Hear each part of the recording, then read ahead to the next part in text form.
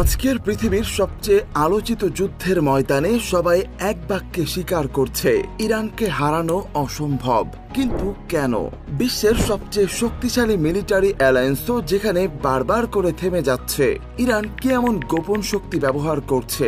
আজ আমরা জানবো কিসের জোরে ইরান এই কঠিন যুদ্ধেও দাঁড়িয়ে আছে। আপনাকে স্বাগতম জানা অজানা চ্যানেলে। আজ আমরা নিয়ে এসেছি যুদ্ধের ময়দান থেকে অজানা সব তথ্য আর বিশ্লেষণ। চলুন শুরু করি আমাদের আজকের ভ্রমণ। বিগত কয়েক দশক ধরে মধ্যপ্রাচ্যে টানটান উত্তেজনা। ইরান একটি দেশের চেয়ে অনেক বেশি, যেন এক আদর্শ, এক প্রতিরোধের নাম। তাহলে এই যুদ্ধ লাগলো কেন?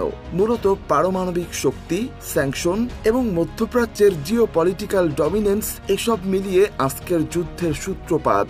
বিপরীত পক্ষ চাইছে ইরান যেন দুর্বল হয়, তাদের শর্তে চলে, কিন্তু ইরান ঝুঁকি নিতে প্রস্তুত, মাথা নত নয়। অনেকেই মনে করেন ইরানের কাছে পশ্চিমাদের মতো আলট্রা মডার্ন টেকনোলজি নেই, কিন্তু সত্যটা হচ্ছে Iran low cost, high effectiveness প্রযুক্তিতে এক্সপার্ট। তারা ব্যবহার করছে শত শত ছোট ড্রোন, একসাথে আকাশে উড়ে শত্রুর ডিফেন্স সিস্টেম ভেঙে ফেলে। ইরানের নিজস্বভাবে তৈরি ফাতেহ, কিয়াম এবং জুলফিকার মিসাইল এখন শত্রুর আতঙ্ক। ইরান তাদের সিগন্যাল জ্যামার এবং সাইবার অ্যাটাকের জন্য বিখ্যাত। ইরান সরাসরি যুদ্ধ না করেও বিভিন্ন দেশের স্থানীয় বাহিনী, প্রক্সি গ্রুপ ব্যবহার করে ফ্রন্টলাইন শক্তি বাড়িয়ে দেয়। তাদের মিসাইল ও অস্ত্রের স্টোরেজ বিশাল পাহাড় বা মাটির নিচে, তাই সহজেই টার্গেট করা যায় না।